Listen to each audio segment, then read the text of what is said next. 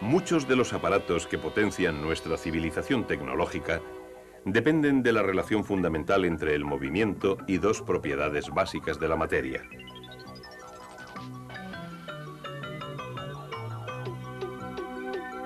ciencias físicas, electricidad y magnetismo.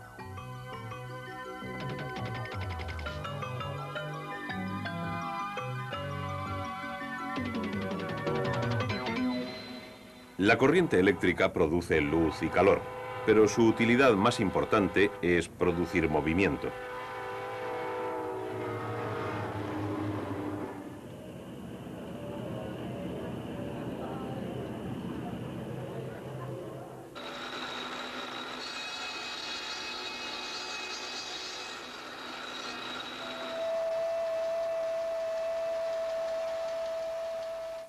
Para ver cómo la electricidad produce movimiento, debemos comparar ciertas fuerzas. Fuerzas impulsadas por cargas eléctricas y fuerzas impulsadas por imán. Los polos norte y sur de un imán son los puntos de concentración del campo magnético que lo rodea. Dicho campo se muestra generalmente así, en dos dimensiones, pero en realidad los campos magnéticos tienen tres dimensiones, en el espacio que rodea al imán. Como resultado de la interacción del campo que rodea al imán, se puede utilizar un imán para poner en movimiento a otro, atrayéndolo cuando los polos cercanos son opuestos, repeliéndolo cuando los polos cercanos son iguales. Una corriente eléctrica puede producir también un campo magnético. La corriente eléctrica que fluye por un cable es en realidad una corriente continua de electrones, diminutas unidades de carga. Esta corriente forma a su alrededor un campo magnético. Cuando la corriente deja de fluir, el campo se derrumba. Cuando empieza a fluir de nuevo, reaparece el campo magnético. Y dos campos magnéticos interactuando pueden producir movimiento.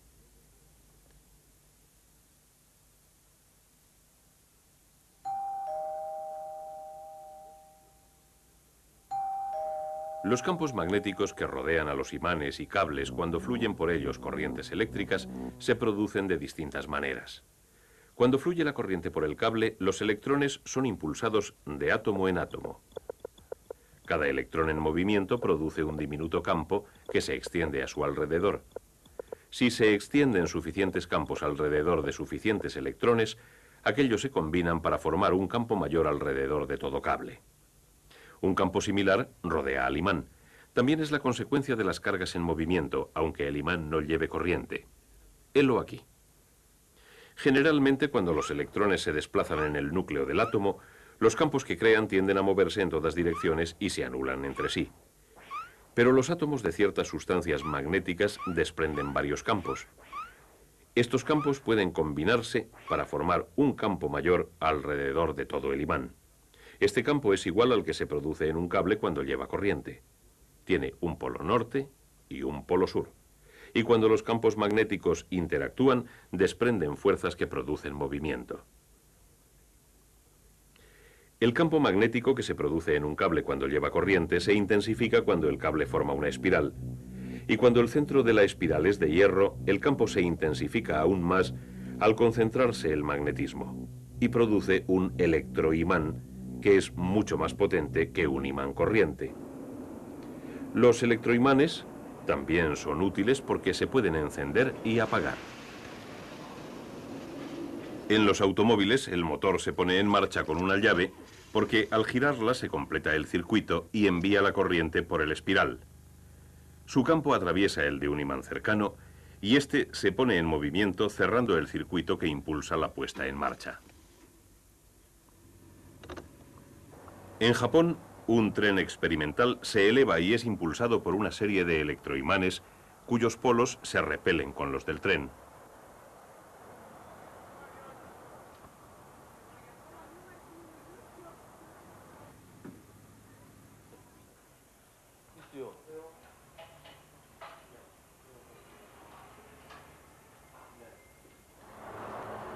La fuerza magnética eleva el tren por encima de la vía y lo mantiene centrado durante su recorrido.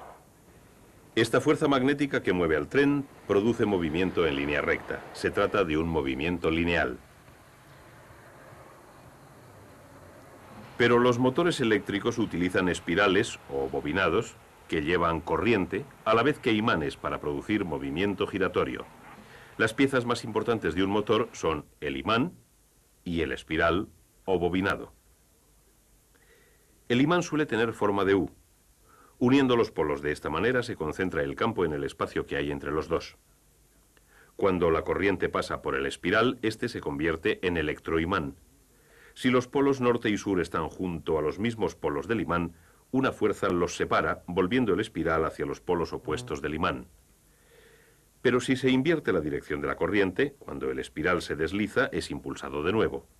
Esto ocurre porque al invertir la dirección de la corriente se invierten los polos del espiral. De nuevo, los polos iguales se repelen y mueven el espiral.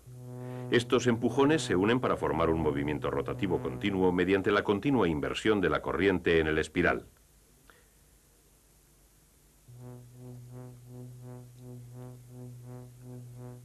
Este tipo de corriente invertida es la que se suministra a las casas. Se llama corriente alterna porque cambia constantemente de dirección, cerrando el ciclo cada 50 segundos.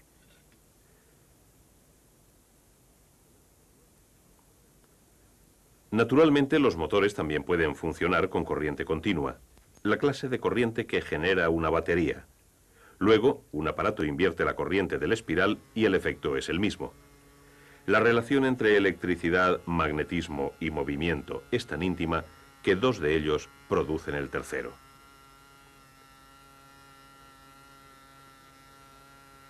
Por ejemplo, la potencia del agua que cae en una presa o la potencia del vapor de una planta eléctrica hacen girar un enorme imán mediante el espiral de un generador.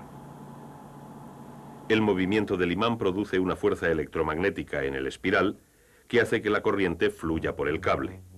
O sea, el movimiento y el magnetismo producen electricidad en el generador, mientras que la electricidad y el magnetismo producen el movimiento de un motor. La mayoría de los motores eléctricos dependen de la corriente que producen los generadores, y estos son los responsables de las enormes cantidades de energía eléctrica de que depende nuestro mundo tecnológico. Los generadores que proporcionan la mayoría de nuestras necesidades producen corriente alterna de la siguiente manera.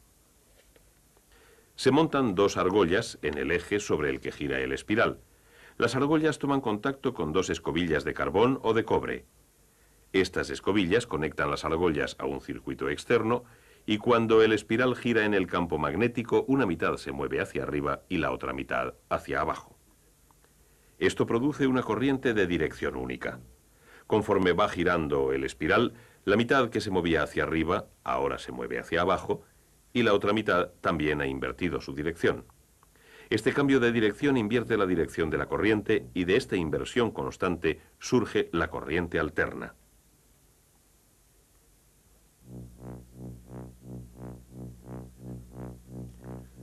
Los generadores pueden también producir corriente continua sustituyendo las argollas por un conmutador como el que se usa en los motores.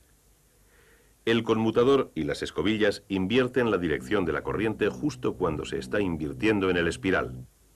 Consecuentemente, la corriente del circuito interno va siempre en la misma dirección, aunque la del espiral sea alterna.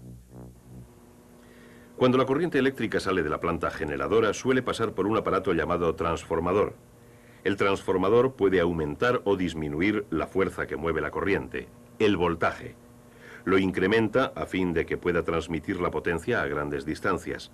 Es la manera más eficaz de enviar corriente por medio de cables. Para uso doméstico o comercial, los transformadores disminuyen el voltaje. La mayoría de los aparatos eléctricos que utilizamos funcionan con bajo voltaje. El transformador cambia el voltaje de la siguiente manera. Imaginemos dos cables en espiral. Cada uno está conectado a un circuito diferente, pero los dos rodean al mismo núcleo. Cuando la corriente pasa por uno de ellos, genera un campo que magnetiza al otro. Pero como los dos comparten el mismo núcleo, sus campos se concentran al unísono y actúan como un gran campo único. Mientras fluya continuamente una corriente, nada ocurrirá.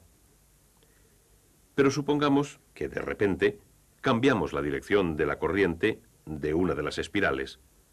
Una ráfaga de corriente pasa por la segunda espiral y su circuito. Si la corriente invierte de nuevo su dirección, otra ráfaga pasa por la segunda espiral en dirección opuesta. En corriente alterna, la inversión es constante. ¿Pero por qué? Porque cada vez que la corriente cambia de dirección, los campos magnéticos que rodean las espirales se derrumban y cambian de dirección. El movimiento de este campo magnético cambiante de la segunda espiral pone en movimiento sus electrones.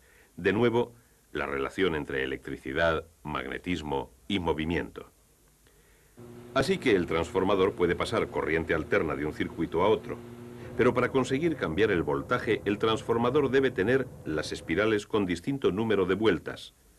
Si la segunda espiral tiene más vueltas, se convierte en un transformador de subida. Cuando se introduce corriente alterna en la primera espiral, la corriente que genera la segunda tiene un voltaje más alto. Se transforma.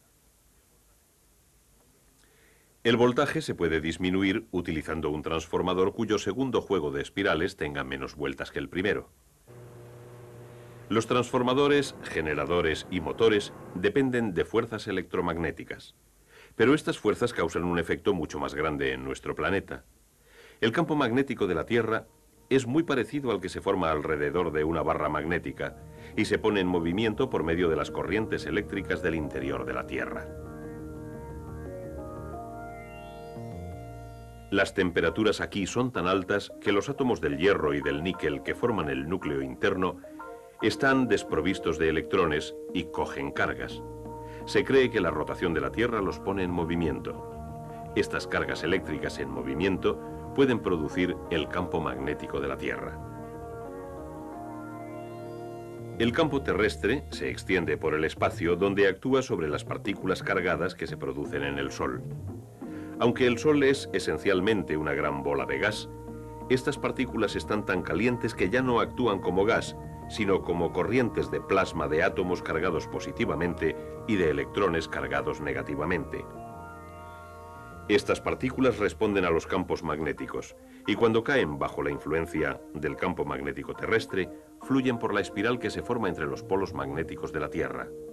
En las zonas polares, donde el campo las aproxima más a la Tierra, excitan a las moléculas de la atmósfera exterior y con un efecto muy parecido a lo que sucede con los tubos fluorescentes, producen la aurora boreal en los polos.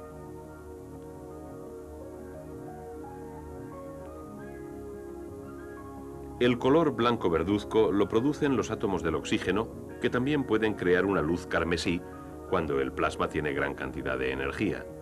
Los átomos de nitrógeno añaden franjas azules y violeta. La acción del campo magnético sobre el plasma tiene aplicación práctica en la investigación que intenta controlar el enorme calor de la fusión nuclear. La fusión nuclear, mediante la cual los átomos de hidrógeno se convierten en helio, produce la enorme energía del Sol y otras estrellas. En algunos experimentos para controlar esta fusión hay que mantener el ardiente plasma de hidrógeno en un espacio muy pequeño.